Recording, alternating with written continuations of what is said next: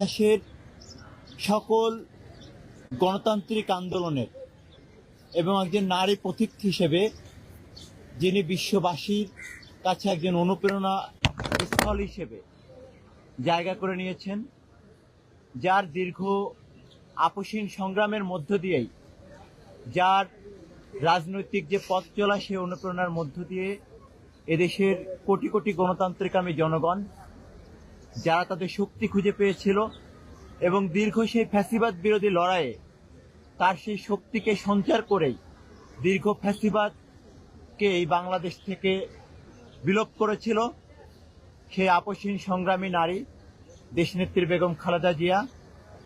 তিনি আমাদের মাঝে আর নেই। তার এই চলে যাওয়া এই শূন্যতাকে এদেশের জনগণ গভীরভাবে শ্রদ্ধা নিবেদন করছে বিভিন্নভাবে। তার আদর্শিক সন্তান হিসেবে যিনি স্বৈরাচার এরশাদ বিরোধী আন্দোলনে যার স্নেহ মায়া মমতায় এবং দেশপ্রেমের দীক্ষায় দীক্ষিত হয়ে শিক্ষা ঐক্য প্রগতির ধারক ভাই যে সংগঠন, সেই সংগঠন বাংলাদেশ জাতীয়তাবাদী ছাত্রদল, ঢাকা বিশ্ববিদ্যালয় তার শোককে এবং সেটিকে ধারণ করার জন্য এবং সেটিকে আগামী দিনে শক্তিতে রূপান্তরিত করার জন্য শিক্ষার্থীদের, ঢাকা বিশ্ববিদ্যালয়ের শিক্ষার্থীদের যে অনুভূতি সেটি লিখিতভাবে লিপিবদ্ধ করার জন্য বাংলাদেশ জাতীয়তাবাদী ছাত্রদল ঢাকা বিশ্ববিদ্যালয়ের উদ্যোগে আজকে এখানে শোক বইয়ের উদ্বোধন করা হয়েছে।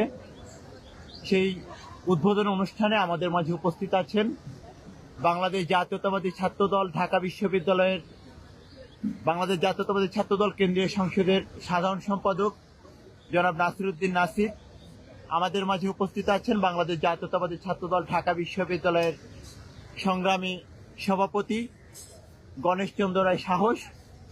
আমাদের মাঝে উপস্থিত আছেন বাংলাদেশ জাতীয়তাবাদী ছাত্রদল ঢাকা বিশ্ববিদ্যালয়ের সহসভাপতি আনিসুর রহমান খন্দকার অনিক সহ সহসভাপতিবৃন্দ, সিনিয়র যুগ্ম সাধারণ সম্পাদক নাসিরউদ্দিন শাওন, যুগ্ম সাধারণ সম্পাদক শামীম আখতার শুভ সহ ঢাকা বিশ্ববিদ্যালয়ের বিভিন্ন পর্যায়ের নেতৃবৃন্দ, হল পর্যায়ের নেতৃবৃন্দ উপস্থিত, বাংলাদেশ জাতীয়তাবাদী ছাত্রদল কেন্দ্রীয় সংসদের যুগ্ম সাধারণ সম্পাদক মানসুর আলম সহ এবং যুগ্ম সাধারণ সম্পাদক মমিনুল ইসলাম জিশান সহ বিভিন্ন পর্যায়ের নেতৃবৃন্দ।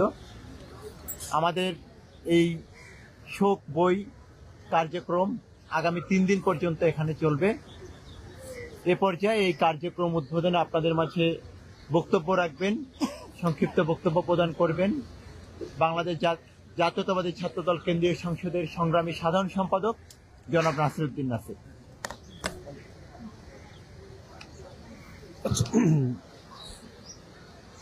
আমি সকলকে ধন্যবাদ জানাচ্ছি। আমাদের এখানে উপস্থিত আছেন ঢাকা বিশ্ববিদ্যালয় ছাত্রদলের সংগ্রামী সভাপতি গণেশ চন্দ্র রায় সাহস এবং সাধারণ সম্পাদক নাইদুজ্জামান শিপন। উপস্থিত আছেন সিনিয়র যুগ্ম সাধারণ সম্পাদক নাসিরউদ্দিন শাওন, আমাদের 1 নম্বর সহসভাপতি আনিসুর রহমান খন্দকার অনিক, শামীম আখতার শুভ সহ আমাদের কেন্দ্রীয় সংসদের মানসুর আলম, মমিনুল ইসলাম জিসান উপস্থিত ছিলেন এবং আমাদের ঢাকা বিশ্ববিদ্যালয়ের বিভিন্ন পর্যায়ের নেতৃবৃন্দ উপস্থিত আছেন।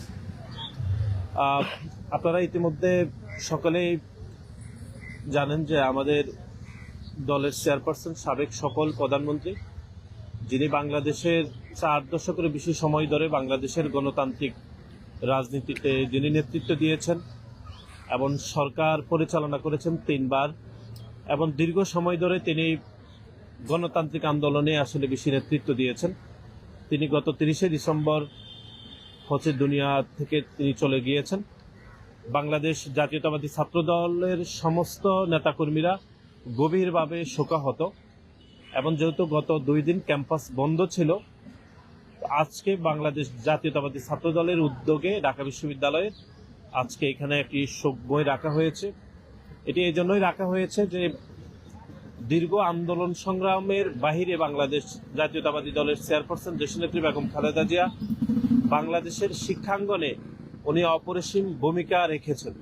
বিশেষ করে নারী শিক্ষার্থীদেরকে আরো কিভাবে অগ্রসর করা যায় এবং দেশে বিদেশে নারী শিক্ষার যে অগ্রগতি সেটি দেশনেত্রী বেগম খালেদা জিয়া দেখিয়েছেন। এটি শুধু বাংলাদেশে তিনি এটি করে দেখান নেই, বরং বাংলাদেশ থেকে অনুপ্রাণিত হয়ে বিশ্বের অনেক দেশে নারী শিক্ষাকে আরো কিভাবে অগ্রসর করা যায় সেটি দেশনেত্রী বেগম খালেদা জিয়া দেখিয়েছেন। সুতরাং আমরা আজকে এখানে উপস্থিত হয়েছি দেশনেত্রী বেগম খালেদা জিয়ার প্রতি সাধারণ শিক্ষার্থীদের আসলে কিরকম অনুভূতি থাকে, তারা দেশনেত্রী বেগম খালেদা জিয়ার বিষয়ে তাদের চিন্তা ভাবনা অনুভূতিগুলো এখানে লিপিবদ্ধ করবেন।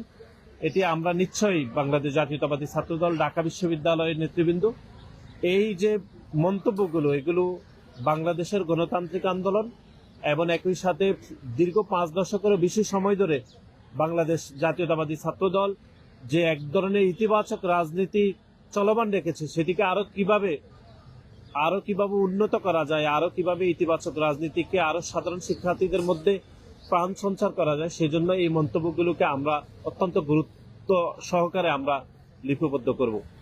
এবং আমরা ইতিমধ্যে আপনারা সকলে অবগত আছেন যে বাংলাদেশের স্বাধীনতা, সার্বভৌমত্ব এবং বাংলাদেশের রাষ্ট্র পরিচালনা ক্ষেত্রে দেশনেত্রী বেগম খালেদা জিয়া যে আপোষহীন ভূমিকা পালন করেছেন, এর বাহিরে আপনারা দেখেছেন যে পররাষ্ট্র নীতির ক্ষেত্রেও তিনি যে বাংলাদেশের সার্বভৌমত্ব যেন একদম উচ্চ মর্যাদায় থাকে, তিনি সেই অপরিসীম ভূমিকা পালন করেছেন। এবং পার্শ্ববর্তী একটি দেশ যে বাংলাদেশের প্রায় 3 অঞ্চল জুড়ে যে এই দেশটি এখনো পর্যন্ত আমাদের পাশে রয়েছে, সেই পার্শ্ববর্তী দেশ ভারতকে তিনি যেভাবে মোকাবেলা করেছেন, অর্থাৎ বাংলাদেশের জনগণকে মাথা উঁচু করে যেভাবে ভারতকে মোকাবেলা করতে হয়, সেটি আমাদেরকে দেশনেত্রী বেগম খালেদা জিয়া আমাদেরকে শিখিয়েছেন। সুতরাং সমতার ভিত্তিতে যে পররাষ্ট্র নীতি আগামীর যে কোনো সরকার গ্রহণ করবে, সেটি আমাদেরকে দেশনেত্রী বেগম খালেদা জিয়া শিখিয়ে গিয়েছেন। গত 2 দিন ধরে আপনারা দেখেছেন যে বাংলাদেশের একজন ক্রিকেটারকে যে তারা নিলামে নিয়েও তারা যে তাদের রাজনৈতিক হস্তক্ষেপে সেই বাংলাদেশের ক্রিকেটার মুস্তাফিজকে আবারও দেশে ফেরত পাঠিয়েছেন। এটি আমি মনে করি বাংলাদেশের স্বাধীনতা, সার্বভৌমত্ব এবং একই সাথে ভারতের যে কট্টরপন্থী যে হিন্দুত্ববাদী যে সংগঠনগুলো রয়েছে তাদের কাছে ভারতের এখনকার যে সরকার, সেই সরকার এক ধরনের মাথা নত করেছে বলে আমাদের মনে হয়। এবং এখনকার যে অন্তর্বর্তীকালীন সরকার রয়েছে, আমি মনে করি এই বিষয়ে সরকারের কঠোর নীতি অবলম্বন করা উচিত এবং এই বিষয়ে তাদের অবস্থান পরিষ্কার করা উচিত। এবং আমি মনে করি এই অন্তর্বর্তীকালীন সরকারের এই বিষয়ে পরিষ্কার বার্তা দেওয়া উচিত বলে আমি মনে করি।